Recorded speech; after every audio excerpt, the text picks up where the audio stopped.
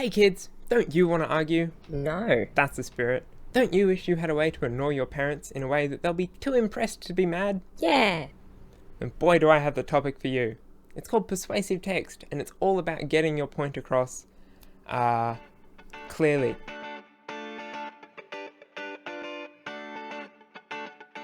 All you need is a topic, like why you should watch this video, and some arguments, like because KJ is an excellent teacher, and because I want to learn to be annoying in appropriate ways. These points work well because they're both tied to the topic and easy to link together. Let me show you. Ladies and gentlemen, you should watch this video by KJ Academy. Both because it's important to learn how to effectively get your point across, and because there is no better teacher than a man who spent his adolescence desperately trying to convince people that he is cool. Through this video and this man's teachings, we will learn to be the best version of annoying that we can be, like little tiny lawyers. That was an example of an introduction to a persuasive text. It stated the topic and then listed the arguments stated in the text. Remember, if you can't find good arguments, it might be worth rethinking your topic or your point. Next, our first body paragraph, where we go into detail about one of these points. When it comes to learning how to be annoyingly debative, what better teacher than a man who cannot say a sentence without desperately trying to convince people that he is not an idiot? It is important that we learn from the best, so that we can be the best. Don't you want to develop the skills to be the best version of annoying that you can be to your friends, parents, and teachers? Then it is important to know how to debate, so that they'll be too impressed to be mad. Ta-da! First body paragraph done. Did you see how it started by stating the topic of the argument, that I'm a good teacher, and then continued by listing evidence and examples of this, before finishing with the link to the next argument? This is called teal structure. Try and look out for it in the next paragraph. Warning, it can be a bit slippery.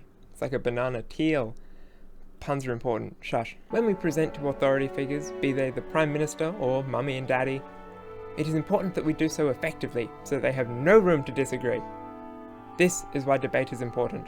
Sure, we could just keep going mum, mum, mum, mum, mum, mum, mum, mum, mum, until you give your mother lifelong hearing damage. Or you could calmly and factually explain to them exactly why you should be allowed to stay up and be allowed to rot your teeth on sugar, because they might just agree with you.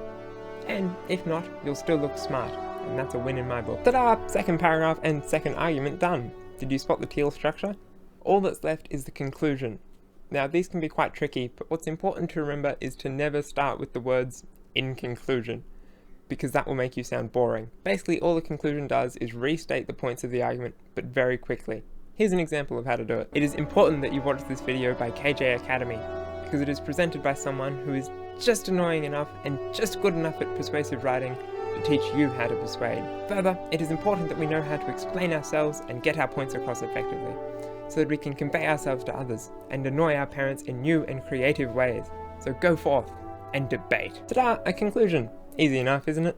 Did you see how it very calmly restated the arguments and then finished with a call to action where we keep the viewers thinking?